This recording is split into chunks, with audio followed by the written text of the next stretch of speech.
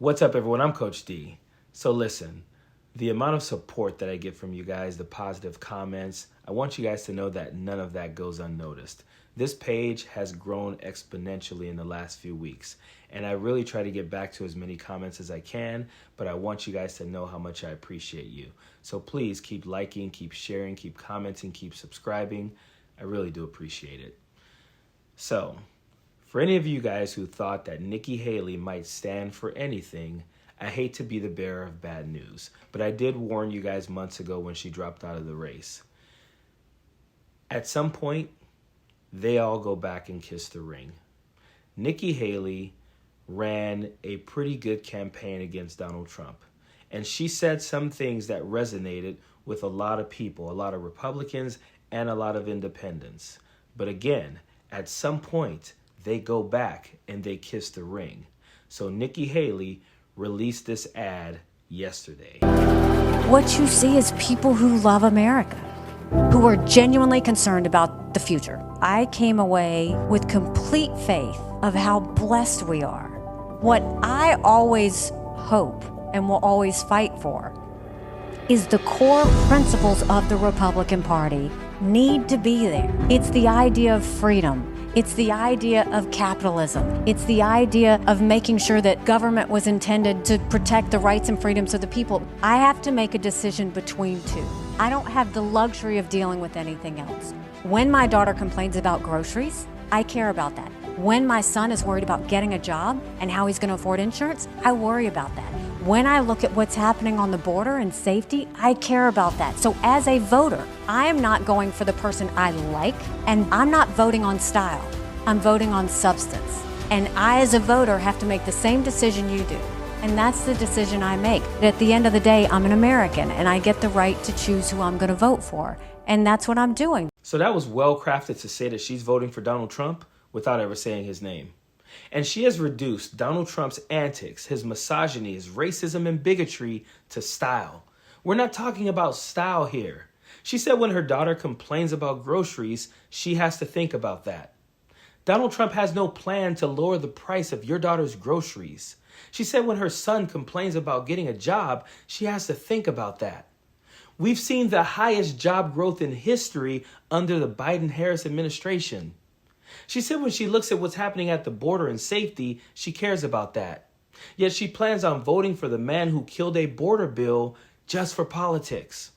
And understand, when she was on the campaign trail, she wasn't talking about style. She was talking about real issues that made Donald Trump unfit to be president of the United States.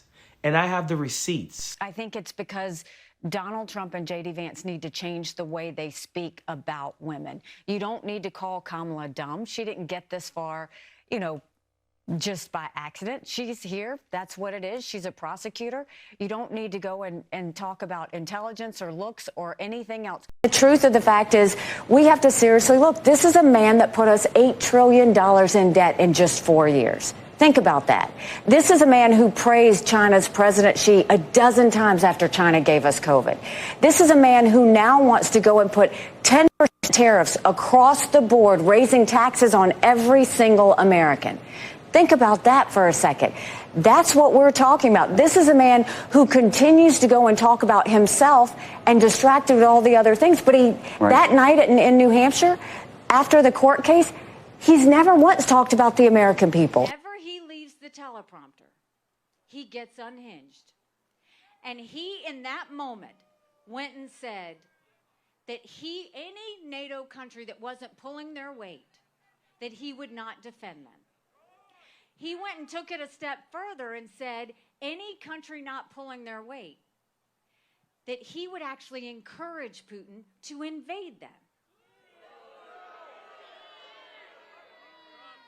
So you mean to tell me that he is going to side with a thug where 500,000 people have been wounded or killed because of Putin invading Ukraine?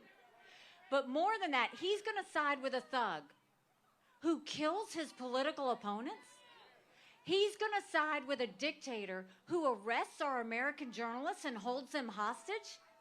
He's going to side with a dictator who has not hidden his hatred for America? And you're going to pick that thug over our allies who were with us at 9/11? Not only did he put our allies in danger when he said that, he put our military men and women in danger that are serving there right now. And then he doubled down and he mocked my husband's military service. Unhinged, disrespectful to women, bad economic policy, rising debt, disrespectful to the military, and putting the military in harm's way. This has nothing to do with style, and Nikki Haley knows it. These are the things she was saying on the campaign trail, but now she's going back and kissing the ring. Nikki Haley was never to be trusted. In fact, the Republicans that you can trust have said, I am a Republican, I am a conservative, but I am voting for Kamala Harris because she is sane and Donald Trump is not. Nikki Haley is disrespecting her daughter by putting her rights at risk. She's disrespecting her son by not putting him in a position to get a better job because Donald Trump has no plans for that. And most importantly, she's disrespecting her husband, who Donald Trump disrespected as a member of the military. Nikki Haley is going back to kiss the ring because it is more politically expedient for her to back Donald Trump, even though it means she has zero self-respect. Period. Don't want no enemies or ops. Envy in their heart, I tell them stop. Vacation on the yacht.